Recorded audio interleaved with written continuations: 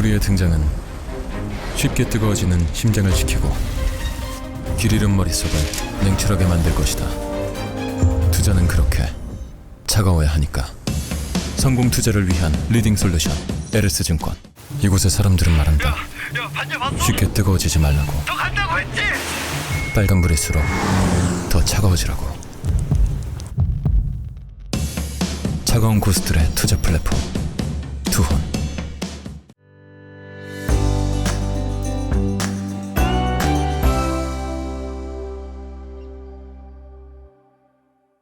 네, 안녕하세요. 방금 소개받은 염승환 이사입니다. 다시 인사드리겠습니다. 반갑습니다. 저는 이제 주로 국내 주식 위주로 많이 하고 있어요. 근데 물론 이제 지금 미리 제가 질문도 다 받았거든요. 근데 사실은 요즘에 이제 미국 주식 워낙 많이들 하시니까 사실 국내 주식 잘하려면 또 미국 주식도 알아야 돼요. 지금은 국내 주식만 하겠다 이게 의미가 없어요. 미국 주식을 잘하면 국내 주식은 또 잘할 가능성이 굉장히 높습니다. 왜냐하면 다 모든 산업이 다 연결돼 있어가지고. 그래서 뭐 공부하실 때 뭐 이렇게 나는 미국만 하겠다, 한국만 하겠다 이렇게 뭐 생각할 필요는 없고요.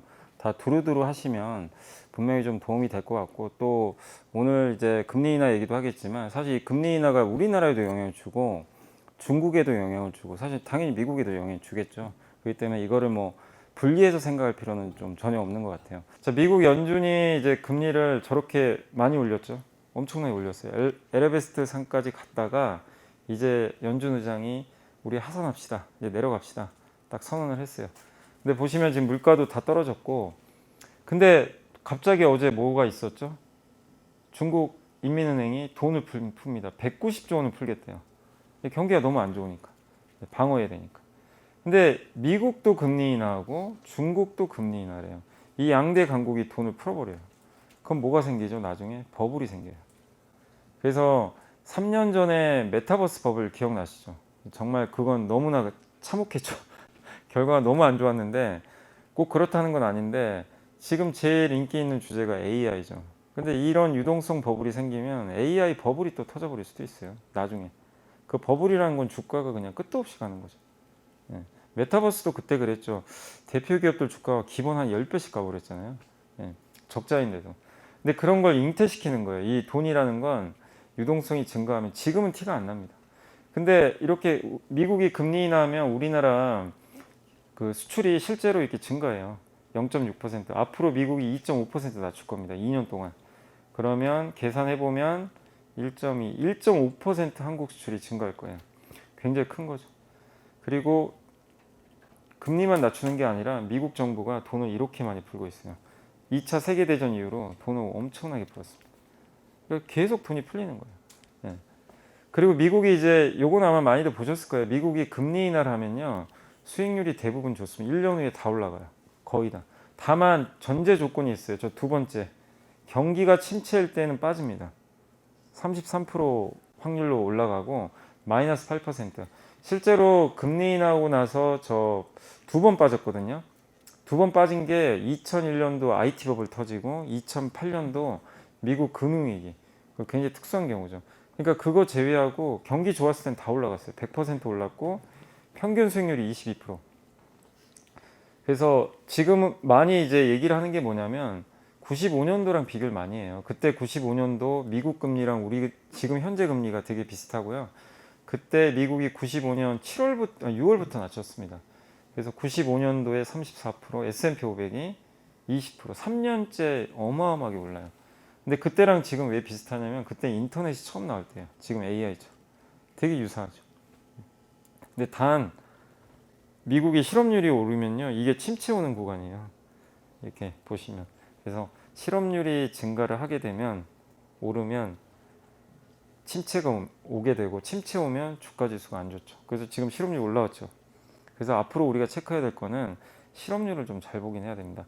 다행히 조금 내려왔어요. 8월에. 예. 그러니까 이제 우리가 신경 쓸 거는 요 고용 지표를 조금 좀 세밀하게 볼 필요는 있어요. 근데 어쨌든 지금 미국의 경제 지표 보면 다 괜찮아요. 일자리도 충분하고, 저기 그 맨 왼쪽에 해고를 보시면, 맨 밑에 보시면 해고를 보시면 굉장히 밑에 있죠. 해고가 별로 없어요. 네. 이때 7월에 해고자가 는 거는 허리케인 때문에. 그 다음에 노동 수요가 여전히 많고, 그다음에 생산성, AI 때문에 이 나라의 생산성이 올라가죠. 이런데 침체가 오긴 좀 쉽진 않습니다. 또 한 가지 왜 침체가 안 온다고 보냐면 지금 다 각자 도생의 시대라 그러죠. 전쟁 나고 있어. 오늘도 이스라엘 저기 헤즈볼라가 이스라엘에 미사일 쐈다 그러더라고요. 아까. 그래서 아마 코스피가 좀 빠진 것 같은데 중야 사냐에 지금 각자 도생 시대예요. 유럽도 지금 폴란드가 우리나라에서 왜 20조짜리 무기 왜 사갔죠? 러시아가 무섭거든요. 러시아 우크라이나 전쟁 끝난다고 과연 러시아가 이제 전쟁 끝났으니까 옛날로 돌아갑시다 이럴까요? 예, 또 전쟁 준비할 수도 있어요. 예. 그 중국은 어떻고요? 2027년에 시진핑은 다시 연임을 해야 돼요. 그때. 근데 자기 업적이 지금 하나도 없어요. 그래서 본인은 뭐라 그랬냐면 대만을 통일하는 게 자기 업적이라 그랬어요. 그래서 지금 모든 시계열이 27년으로 가 있어요. 요새 뉴스도 많이 나오죠. 여기 뭔 일 날지 모릅니다. 예. 그러니까 미국도 근데 이제 트럼프는 니들이 알아서 해. 해리스는 도와줄게. 이 주의예요. 약간 다르긴 하지만 어찌됐건 미국이 도와주건 안 도와주건 간에 다 각자 알아서 살아야 돼요.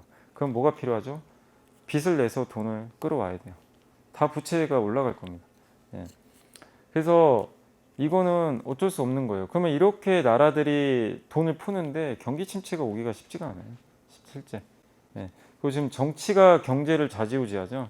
트럼프가 대통령 되는 거랑 해리스가 대통령 되는 거는 업종마다 다릅니다. 당연히 무게감이 완전 다르죠. 예. 그 다음에 그 일본 같은 경우도 지난 8월 달이었죠. 갑자기 금리 인상 해버리니까 전 세계 주식시장이 폭락을 해요. 예. 그냥 우리는 정상화하겠다 말 한마디 했는데 예. 그때 일본의 자민당에서 야 금리 올려야 되는 거 아니냐 이제 엔화 강세로 가야지 이렇게 정치권이 압박을 주니까 금리 인상을 했고 그 정치적인 이제 그런 행동 때문에 전 세계 증시가 박살이 났죠. 그 다음에 중국의 시진핑 3년임 했고 지금 아마 종신집권 한다는 얘기도 많잖아요. 해외 자본이 다 떠나갑니다. 예. 미국과 중국 싸움. 근데 이런 상황에서 서로 지금 각자 살아야 되기 때문에 침체가 오면 그 나라는 망하는 거예요. 여기서 그냥 이제 탈락하는 거죠. 예. 그래서 그 말씀을 드리는 거고 다만 그래도 우리가 이제 그러면 침체인지 아닌지 어떻게 아냐. 사실 실업률은 후행 지표라 몰라요. 그래서 그나마 빨리 할 수 있는 건 요거밖에 없어요. 그 제가 봤을 땐 주간 실업수당 청구 건수라고 내일이죠. 내일 밤 9시 반. 그러니까 매주 목요일 밤 9시 반에 저기 들어가시면 저게 나옵니다. 뭐 뉴스로 검색하셔도 돼요. 근데 저기 이제 구글에 주간 실업수당 청구 건수 딱 치면 저렇게 두 개 떠요. 저 아무 데나 들어가시면 돼요. 그래서 제가 이제 저 밑에 있는 거 들어가서 그래프를 그려온 거예요. 근데 요게 이제 주간 실업수당 청구 건수입니다. 위에. 지금 보시면 높지 않죠. 막대기 보시면 저게 소수면 해고가 많다는 얘기예요. 해고 당했으니까 청구할 거 아니에요. 근데 아직은 많지 않아요. 근데 저 빨간색 선을 넘어가면 주식시장에 한번 발작할 수도 있어요. 잘못하면. 예, 한번 놀래겠죠. 이거 경기 침체 오는 거 아닌가? 이거는 이제 2주 연속 사람들이 일자리 못 찾은 사람들. 이때 코로나 때죠. 예. 근데 지금 여기거든요. 과거랑 비교해 보세요. 낮죠. 그러니까 아직은 침체 아니에요. 근데 주의할 거는 매주 한 번씩은 관찰을 해보세요. 이게 만약에 급격히 오르는 게 보이면요. 미국 증시가 굉장히 아마 힘들 겁니다. 단기적으로. 이거 이제 침체 온다. 또 이런 이제 얘기가 나돌지도 몰라요. 저는 안 올 거라고 보지만 시장이 놀래겠죠, 한번. 예. 근데 그런 변동성이 나오면 또 기회가 될 것 같은데 그래서 요 지표는 매주 한 번씩은 꼭 확인해 보시면 좋을 것 같아요. 그리고 지금 AI 시대죠. 예전부터 뭐 우리 인터넷 시대도 있었고 모바일 시대 이제 누가 봐도 여기입니다. 이 시대로 이제 넘어갈 텐데 이 AI 시대에서 결국 미국 증시를 지탱하는 거 그러니까 우리나라도 마찬가지지만 반도체니까 미국 증시를 지탱하는 것 중에 하나가 아까 돈 푸는 거랑요 하나가 AI예요. AI 이제 경쟁이죠. 근데 이게 이제 그 이상한 나라 앨리스란 책에 나오죠. 뭐 기억하실지 모르지만 붉은 여왕이 저 앨리스 이제 데리고 다니면 제자리에서 계속 돌잖아요. 저 왜 도는 거죠? 여기서 안 돌면 이제 뒤처지는 거야. 예. 다른 공간으로 넘어가려면 2배. 그러니까 사실은 멈춘 것 같은데 뭔가를 안 하고 있으면 저 세상에서 살아남을 수가 없는 거예요. 도태당하는 거예요. 예. 그 얘기를 하는 거예요. 그러니까 여기 보면 이 캥거루도 저 가시나무도 캥거루한테 안 먹히려고 저렇게 진화하잖아요. 저 뾰족한 가시 모양으로 바뀌고 대신에 캥거루는 저걸 먹으려고 저 가시에 찔려도 안 다치는 발톱 이런 걸 갖고 있어요. 예. 독성 물질도 소화한대요. 이게 뭐냐면 진화를 해요. 예. 그 이제 그걸 말씀드리는 거고 코닥이라는 회사 사실 망했죠. 옛날에 아날로그 필름 고집하다. 예. 테슬라는 죽음의 계곡을 뛰어넘었어요. 왜 뛰어넘었죠? 이때 부도난다 그랬는데 이때 전기차 시대 온다고 무조건 확신을 하고 그냥 돈을 계속 투자했어요. 예. 이 테슬라. 일론 머스크는 사실은요 너무나 돈이 많은 사람이에요. 그래서 이거 안 해도 평생 먹고 살아요. 근데 일론 머스크는 그런 스타일이 아니에요. 이 일 자체를 너무 좋아하더라고요. 그래서 회사가 망하더라도 그냥 투자를 해버린 거죠. 근데 성공했죠. 지금 쿠팡도 마찬가지죠. 그때 아까 설명해드렸지만 쿠팡도 맨날 매년 얘기 나오죠. 부도 날 거다, 부도 날 거다. 막 몇 천억씩 까먹으니까. 지금 우리나라 1등 해버렸죠. 이 공통점이 뭐죠? 뭐 지금도 AI 버블 얘기 많이 나오죠. AI 버블이다, 버블이다. 왜 돈도 못 버는데 버블 아니야? 이 얘기 하죠. 근데 빅테크 CEO들은 뭐라 그럽니까? 투자 안 하면 망한다. 돈 못 벌어도 투자해야 된다. 이게 이 논리예요. 예. AI 시대는 어차피 오는데 지금 투자 안 하면 이거는 국가도 마찬가지예요. 미국, 중국 다 똑같아요. 구글, 테슬라, 아마존, 마이크로소프트 다 똑같다는 거죠. 그러니까 이런 투자가 왜 이걸 말씀해? 이런 투자가 계속 돈을 못 벌더라도 이어지면 침체가 올 수가 없어요. 계속 투자들이 이루어지기 때문에. 예. 지금 미국은 그렇게 하고. 그래서 엔비디아도 한참 이제 주가 안 좋았지만 지금 최근에 많이 올랐죠. 근데 보면 이렇게 빅테크들이 투자를 이렇게 많이 합니다. 예. 이게 여기 마이크로소프트도 지금 이렇게 자본 지출을 많이 해요. 예. 그래서 이런 상황에서 뭐 AI 버블이다 그걸 논하기는 좀 쉽지 않은 거죠. 예. 그리고 또 한 가지가 AI가 이 월마트가 AI 활용해서 실제 지금 돈을 벌고 있고요. 예. 검색을 하는 것도 있고 거래 업체들하고 이제 그 거래를 할 때도 이 월마트 같은 경우 AI를 이용해서 적절한 납품업체를 AI가 찾아줘요. 실제. 그래서 몇 주가 걸릴 일을 이거는 며칠 만에 AI가 단축을 시켜주죠. 또 카페24라는 회사는 저희 인건비가 줄고 있죠. 좀 이상하지 않아요? 매출이 증가하면 원래 인건비가 사실 늘거든요. 조금씩은 줄어요. 예. 완전히 영업 레버리지가 보통이 아니죠. 인건비는 줄고 매출은 증가하고. 예. 근데 AI를 도입한 거죠, 실제. 예. 그래서 이제 효과가. 그러니까 이런 기업들이 지금은 적어요. 적어서 계속 거품론 얘기가 자꾸 나오는 거예요. 근데 이제 앞으로는 이런 기업들이 더 늘어날 수 있다. 그리고 제가 이 추석 때였네요. 그때 이제 집에서 쉬면서 기사 본 거 중에 지금 제일 놀랬던 게 요거예요.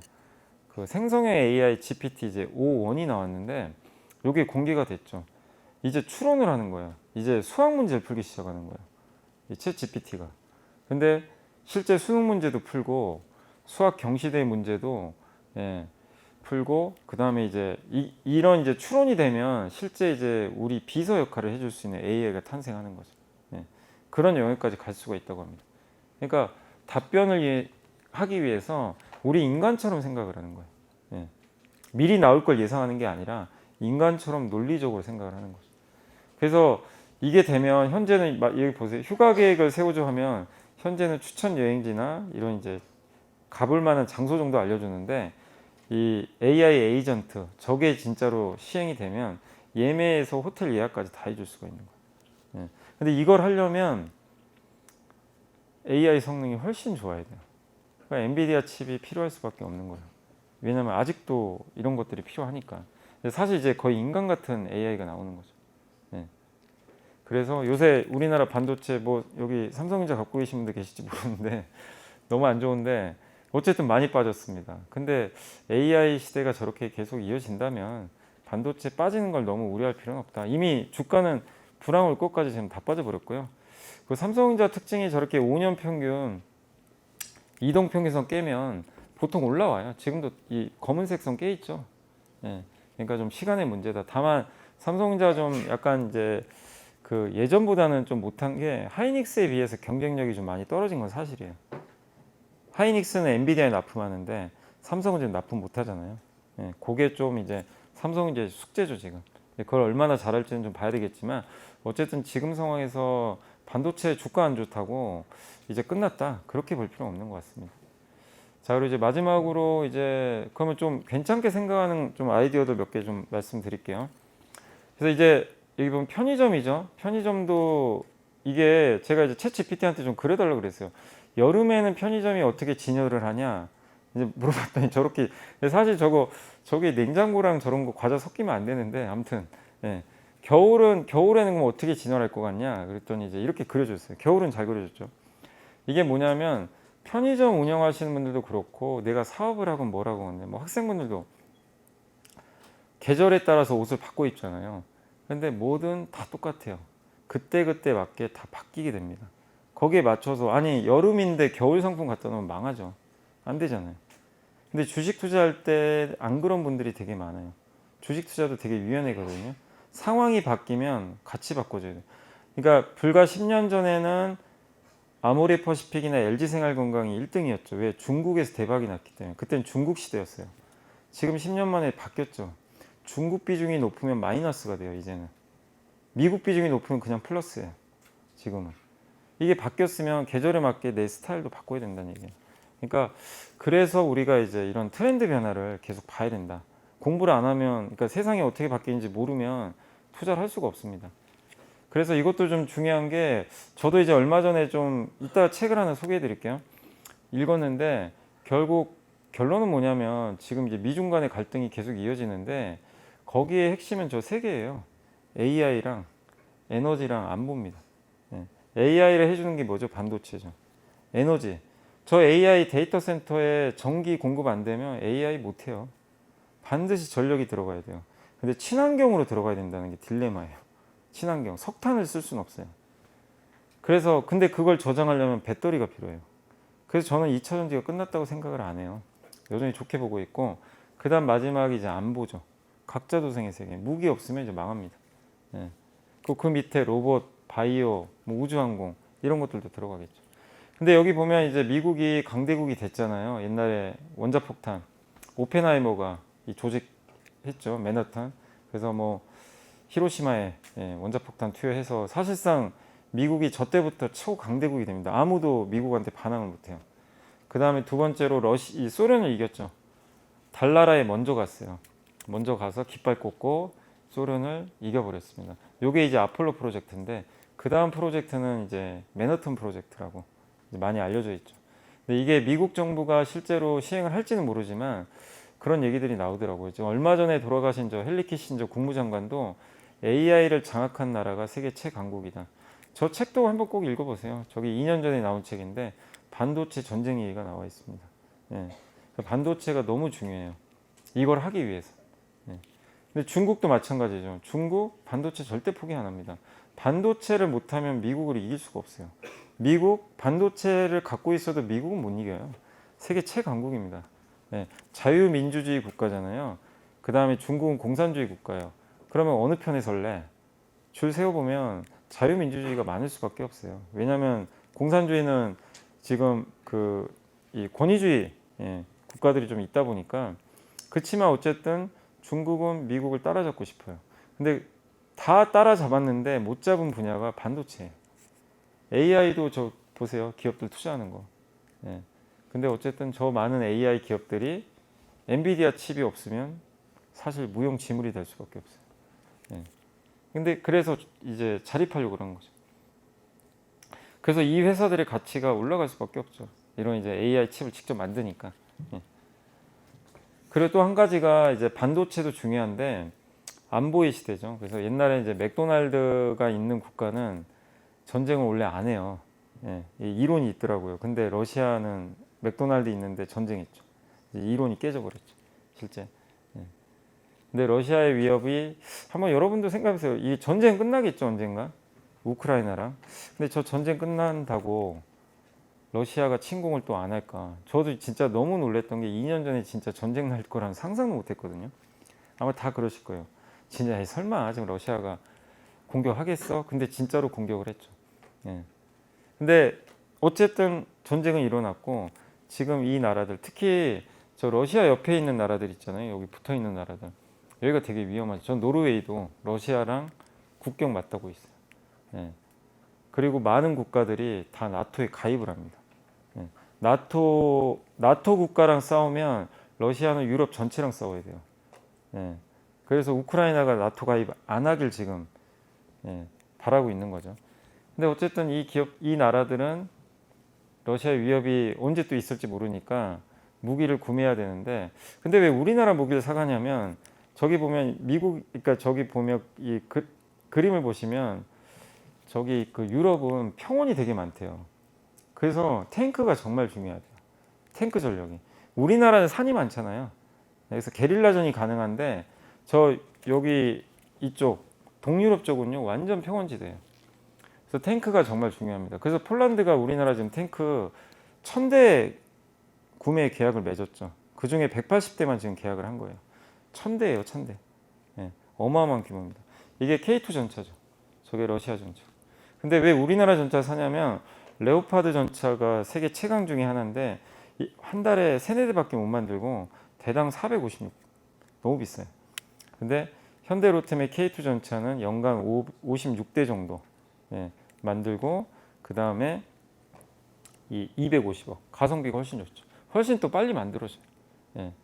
그래서 지금 보시면 우리나라 무기 수출 데이터 보이시죠? 22년에 폭증하죠. 한국 무기가 갑자기 인기가 많아져. 이거는 중동도 똑같아요. 중동은 미사일을 선호합니다. 그래서 LIG 넥슨이 저 3개 국가 수주 따냈죠. 그리고 지금 무슨 얘기 나오냐면, 우리나라 이 전차, 장갑차 이런 것도 아마 수입할 것 같다. 이 얘기가 많아요. 왜냐하면 여기 들어가는 엔진 같은 게 원래 독일 거 쓰는데 우리나라 국산화해 버렸거든요. 이제 승인 안 받아도 되죠. 그래서 중동에서도 있을 수 있고, 또 한 가지가 조선 얘기 아까 해드렸지만, 조선주를 한번 우리가 더 볼 수 있는 거는 이 방산 때문이에요. 이게 월스트리트 저널에서 최근에 나온 이제 그 신문 보도인데, 저게 군함을 보시면 이지스함 만드는데 우리나라가 이제 6억 달러 정도 들고요. 그다음 미국 같은 경우는 16억 달러 정도 듭니다. 한 3배 정도 비싸죠, 군함. 근데 사실은 만들 수도 없어요. 저 조선소가 4개밖에 없어요. 4개의 조선소도 있는데 경쟁력도 떨어져 있어요. 근데 왜 미국이 뭐 조선소 없으면 말지 이럴 수도 있는데, 왜 지금 상황이 좀 긴박하냐면, 여기 그래프 보시면 중국이 빨간색이 군함수예요. 미국을 이제 역전했어요. 근데 여기서 전쟁 나면 뭘로 싸울 건데요? 그죠? 군함 갖고 싸우고 있죠. 그래서 이게 우리가 간과할 수 없는 문제입니다. 그래서 지금 미국은 쿼드 4를 이용해서 이제 미국, 호주, 인도, 여기가 이제 일본까지 이제 쿼드 4를 맺었고, 이제 유사시 아마 한국한테도 요청을 할 것 같아요. 이 대만이 뚫리면 여기가 다 뚫립니다. 근데 이제 중국은 대만을 일단은 가져가야 되는 지금 상황이고, 그래서 해상전이 펼쳐질 텐데, 미국의 경쟁력이 너무 떨어져 있어서 우리나라에 아마 SOS를 칠 수밖에 없어요. 그래서 얼마 전에 그 미국 그 군함 군수지원선이 한국에 왔잖아요. 이 하나오션, 여기 옥포조선소에 지금 가 있어요. 이게 역사상 처음 있는 일입니다. 이런 부분도 우리나라 조선 업체들한테 당연히 이거는 뭐 긍정적일 수밖에 없는 거죠. 그래서 안보에 이런 이제 문제가 발생하면서 갑자기 우리나라 무기 몸값이 너무 올라가고 있어요. 이것도 되게 큰 변화죠. 그 다음에 에너지의 시대. 아까 AI 말씀드렸지만, 기온도 뜨겁지만 사실 이런 데이터 센터 운영하려면 에너지가 필요한 거죠. 그리고 얼마 전에 뉴스 나왔지만, 그 미국의 3마일 원전, 여기가 원래 옛날에 사고 나서 가동이 안 됐는데, 얼마 전에 뉴스 나왔죠. 마이크로소프트가 미국의 원전 회사 컨스텔레이션하고 협력하겠다. 요거 재가동하겠다. 이게 사실은 되게 충격적인 일이죠. 아니, 원전 사고 난 데서 원전 재계약을 해가지고 재가동을 하겠다는 거예요. 왜냐하면 원전이 왜 필요하냐면요, 지금 신재생 에너지만 가지고는 AI 데이터 센터 운영할 수가 없어요. 운영이 안 됩니다. 왜냐하면 저 데이터 센터가 다 오른쪽에 보이시죠? 동쪽에 있어요. 근데 태양광과 풍력은 중앙하고 저 왼쪽에 있습니다. 근데 원자력은 저 밑에 보시면 동쪽에 많이 있죠. 바로 공급이 가능해요. 데이터 센터가, 마이크로소프트 데이터 센터가 저 버지니아 쪽에 되게 많아요. 근데 우리가 AI 시대지만 전기차 시대도 있지만 결국 에너지 없으면 아무것도 못합니다. 이게 뒷받침이 반드시 돼야 돼요. 그래서 데이터 센터 지으면서 원전 계약을 맺는 거예요. 그래서 아마존도 그 원자력 발전소 하나 인수해 버렸잖아요, 아예. 그래서 원전도 되게 중요하고, 근데 이 원전이란 게 미국만 그런 게 아니라 지금 유럽도 갑자기 탈원전에서 친원전으로 다 바뀌고 있어요.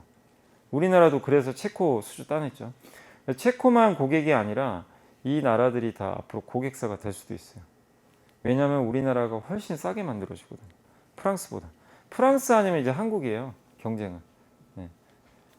그래서 이 원전도 어떻게 보면 이제 안 보기도 하지만 상당히 이제 에너지 문제에 있어서 지금 가장 좀 좋은 대안이 되고 있다. 그리고 그렇다고 우리가 신재생 에너지를 버리면 안 되는 게 태양광, 풍력도 그냥 같이 가는 거예요. 그러니까 하나만 좋은 게 아니라 다 골고루 간다. LNG, 태양광, 풍력, 예, 원전까지. 이게 어느 게 뭐 더 중요하다. 이렇게 지으실 필요 없어요. 그래서 혹시 미국 주식 투자하실 때도 뭐 미국의 해상풍력 기업이 있다, 뭐 LNG 기업이 있다, 뭐 아니면 원전 기업이 있다. 그러면은 그걸 뭐 너무 이게 더 좋다 이걸 좀 가리실 필요 없는 것 같아요. 근데 저도 원래 풍력은 좀 최근에는 이게 워낙 이슈도 없고 뭐 트럼프가 되니 많이 하니까 좀 안 좋았죠 주가들이. 근데 최근에 나온 뉴스는 미국의 해상 풍력이 다시 좀 이제 돌아오고 있는 것 같더라고요. 특히 금리가 낮아지면 해상 프로젝트 이제 운영 비용이 떨어지고요. 그다음에 세계 최대 해상 풍력에서 오스테드가 작년 말에 이제 원래 프로젝트 하려고 한 게 있었는데 너무 비용이 많이 들어서 이제 중단을 했는데 다시 한번 정부에 이제 요구를 한 거예요. 우리 발전 단가 좀 올려달라. 우리가 1기가와트당 얼마 만들면 얼마에 사주세요. 이거 올려달라고 요구했는데 그걸 받아들였어요.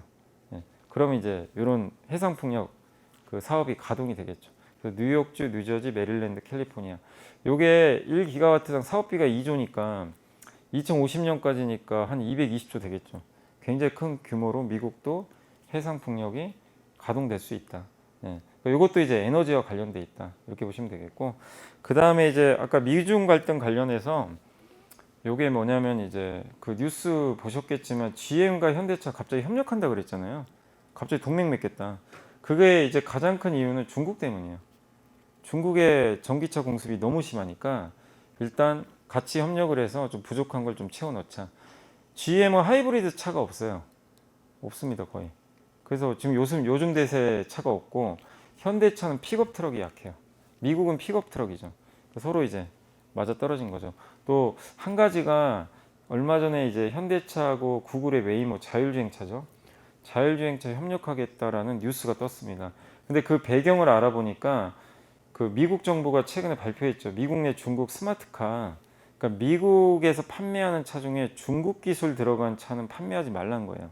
중국의 자율주행 기술이 들어가면 안 된다. 근데 원래 웨이모가 중국의 지리자동차랑 그 제휴 맺고 하고 있었거든요. 중국 거 하지 말라는 얘기예요. 미국에서 하고 싶으면. 그러니까 대신 이제 현대차 파트너로 바꾸는 거죠. 현대차가 올해 CEO 인베스터 데이에서 자율주행차 위탁 생산하겠다 그랬어요. 주문 오면 만들어주겠다. 이걸 발표했는데 이미 이걸 알고 있었던 것 같아요. 제 생각에. 이런 내용들을. 그러니까 갑자기 자율주행차를 주문받고 대신 만들어준다? 그래서 저도 처음에 좀 놀랬거든요. 근데 미국 정부에서는 중국 기술 쓰지 말라는 거죠. 중국이 자율주행 굉장히 앞선 국가예요. 이거를 이제 현대차 하겠다는 거죠. 이거는 뭐죠? 현대차한테 굉장히 좋은 거죠, 사실. 미중 갈등이 현대차한테 도움되죠. 이게 중국 자동차 회사들 보시면 저게 왼쪽에 중국차, 중국 외 브랜드 가격차가 어마어마하죠. 그냥 반값이에요, 중국은 다. BYD 전기차 뭐 압도적이죠. 이길 방법이 없습니다. 그러니까 아까 설명드린 대로 뭐 폭스바겐, BMW 막 힘든 거죠, 사실. 예. 근데 어쨌든 그래서 중국의 이런 공습이나 이런 것들에 대해서 현대차는 그런 영향력이 다른 회사보다 적기 때문에 저는 좀 굉장히 긍정적으로 좀 보고 있고요. 그 다음에 이제 요즘에 배터리 기업들 주가 괜찮죠. 근데 배터리 기업들 저는 내년에 여러분들이 만약에 그 자동차 시장을 보실 때 올해는 하이브리드가 대세잖아요. 내년엔 이쪽일 것 같아요. 저가 전기차. 왜냐하면 저가 전기차가 실제 이렇게 이제 나옵니다. 예. 나오기 때문에 이게 유럽에 나오는 모델들이에요. 유럽 쪽. 이제 미국은 GM이 올해 연말에 나와요. 이 저가 전기차의 개념은 이렇게 유로로 따지면 25,000유로. 우리나라 돈으로 3천만 원 중반 이하 되겠죠. 예. 보조금 받으면 3천만 원 안 돼요. 보조금을 주니까. 이런 차들이 이제 쏟아져 나오겠죠. 근데 이거를 왜 판매하냐면 유럽에서 탄소 배출 규제가 있어요. 저거를 그 규제를 달성하려면 전기차를 많이 팔아야 돼요, 회사들이. 전기차를 적게 팔면 규제 걸리고 벌금 내야 됩니다. 그래서 그 요런 모델들이 나오고 저는 이제 내년에 제일 기대하는 게 요거죠. 요거. 테슬라 모델 2. 예. 요게 2만 3천 유로라고 하는데 이제 미국 돈으로 2만 5천 달러 정도로 될 것 같아요. 저거를 이제 내놓는다면 뭔가 정말 이제 전기차에 또 한번 좋은 분위기가 연출되지 않을까. 그래서 혹시 이제 이쪽에 좀 관심이 있으시면 저가 전기차 한번 좀 지켜보시는 것도 좋을 것 같아요. 어쨌든 우리나라 배터리한테도 좋죠. 그다음 또 한 가지가 중국의 이제 미국의 생물보안법, 중국과 거래하지 말라는 건데, 근데 왜 이걸 왜 하냐면요, 저게 중국이에요 다. 합성 생물, 바이오 제조, 중국이 안 들어간 데가 없어요. 다 들어. 이제 미국 입장에서는 불편한 거예요. 그러니까 바이든 대통령이 4대 전략물자 발표했죠. 반도체, 배터리, 바이오, 히토류. 예, 바이오도. 그래서 중국 기업과 거래하지 말라. 뭐 상원, 하원은 통과했고요.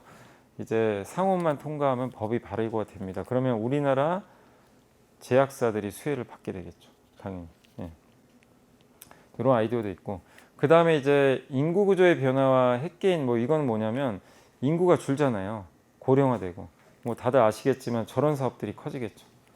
그 다음에 인구가 줄면 자동화. 예. 이런 사업들이 커지고 거기에 핵심 기업은 사실 엔비디아죠. 모든 걸 자동화해 주려면 반도체가 필요하거든요. 또 한 가지가 이 핵개인이라는 용어를 그 이제 송기령 그 대표님이시죠. 그 책 시대의부란 책을 한번 나중에 읽어보세요. 그 책 읽고 저도 한번 이제 머리를 딱 이제 얻어맞은 것 같은 느낌 받았던 게 핵가족도 아니고 핵개인이라고 하더라고요. 핵개인. 아까 제가 소비 트렌드 말씀드렸지만 뭐냐면 옛날에는 대형 브랜드 그다음 유명한 연예인을 광고 모델로 써서 대량 생산해서 찍어낸 다음에 좀 비싸게 팔아요. 잘 팔립니다. 네. 그런 시대였는데 지금 어디로 갔죠? 아까 말씀드린 팝업 스토어, 인디 브랜드로 갔죠. 그래서 저런 브랜드들이 지금 잘 안 됩니다. 스타벅스, 나이키, 네. LG 생활건강의 후, 그 다음에 저 디오르 가방. 저게 만드는데 얼마였죠? 8만 원? 네. 8만 원 정도면 만든다면서요. 뭐 저게 가격이 300이었나 400이었나. 그래서 저거 뉴스에 공개돼가지고 난리가 났죠. 한번. 이제 사람들이 지금 시대가 뭘로 바뀌었냐면 그냥 과장 광고에 속질 않아요. 안 속고 브랜드 안 속아요. 성심당이 왜 잘 돼요? 성심당 그냥 뭐 주말에 난리가 나잖아요. 대전하면 그냥 성심당이죠. 거기 왜 가죠? 예, 맛도 있죠. 근데 여기는 뭔가 진심이 느껴지잖아요. 예, 튀김 소보로 1,700원짜리. 예, 광고도 안 합니다. 예, 그러니까 뭐냐면 그냥 품질에만 집중해요. 광고 안 하고 광고비 대신 품질. 그래서 영업이익률이 25%나 돼요. 파리바게트 거기 신문에 나온 거 보니까 1%래요. 영업이익률이. 근데 왜 이렇게 낮냐면 광고를 많이 하죠. 광고비 없이 그냥 여기 집중하는 거죠. 이런 기업도 호카. 예. 그다음에 요새 유행하는 맛땡킴. 예. 이런 브랜드들 다 광고보다는 입소문, 품질, 가성비. 예. 이런 시대로 바뀌는 거죠. 그러니까 이런 그 투자할 때 이제 많은 질문 준 거 뭘 어떻게 투자해야 되냐, 어떤 기업 골라야 되냐, 기업 고르기 전에 이 변화 있죠. 지금 어디로 가는지를 이걸 캐치해내셔야 돼요. 이걸 알고 가셔야 돼요. 저쪽으로 하면 안 되잖아요. 이쪽으로 가야죠. 예. 그래서 이제 이런 그 소비 트렌드도 계속 고민해 보시면 좋겠습니다. 이제 거의 다 끝났는데 그래서 요새 뭐 진짜 강남 압구정도 아파트 하나 있으면 뭐 정말 엄청난 부자죠 이제는. 예. 근데 어쨌든 우리는 이제 여러분들이 나중에 졸업하시고 돈을 버실 텐데 현금이 제일 안 좋고요. 현금이 제일 안 좋습니다. 어차피 물가 때문에 이 현금의 가치는 떨어지니까 고민은 그거예요. 이 현금을 내가 뭘로 바꿀 거냐, 예금을. 그걸 고민하셔야 됩니다. 내가 주식 투자하기 싫고 나는 위험한 게 싫으면 그러면 예금 그 일반 수시 입출금식 예금들 하시잖아요. 그냥 넣었다 뺐다 할 수 있는 거. 그건 이자가 없어요. 거기엔 절대 넣지 마시고 되도록이면 뭐 증권사도 있으니 CMA 계좌 같은 거. 그래도 금리 한 3% 나오거든요. 그러니까 매일매일 금리를 줘요. 아니 파킹 통장 같은 거. 최대한 내 원금 보존하면서 금리가 높은 쪽을 무조건 선택을 하셔야 돼요. 예. 그래야 내 돈을 물가 상승률에서 보존할 수가 있어요. 아니면 더 좋은 건 이제 이렇게 투자하는 거죠. 부동산 뭐 등길 치시던 아니면 테슬라 같은 기업을 그냥 난 월급 나오면 사겠다. 네, 빠질 때마다. 근데 미래가 있어야 되겠죠. 미래가 있는 기업이 되는 거고, 예. 그러니까 결국엔 이거에 대한 정답은 없습니다.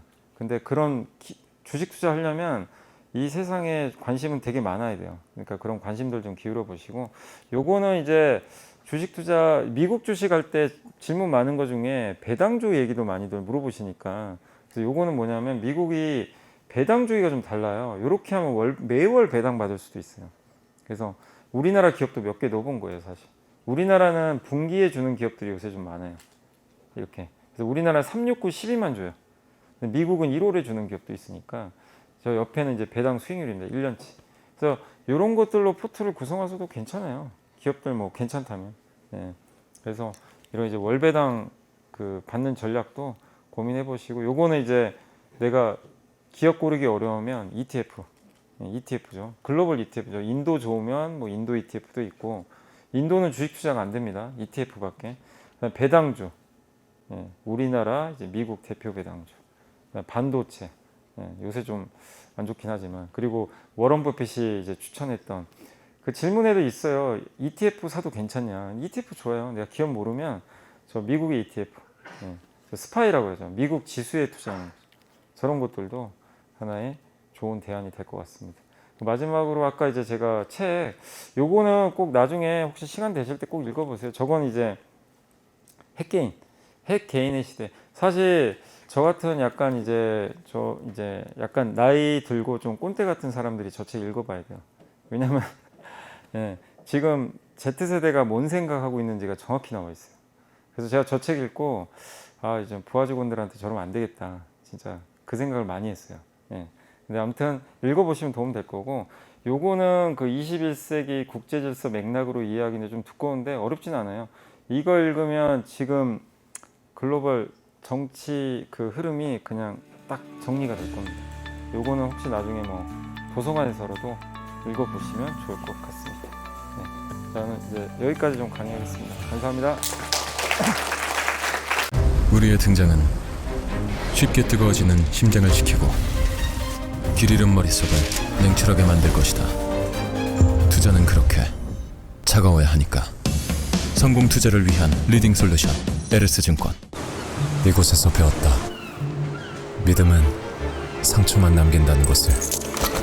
끝내야 할 때는 차갑게. 차가운 고수들의 투자 플랫폼 투혼.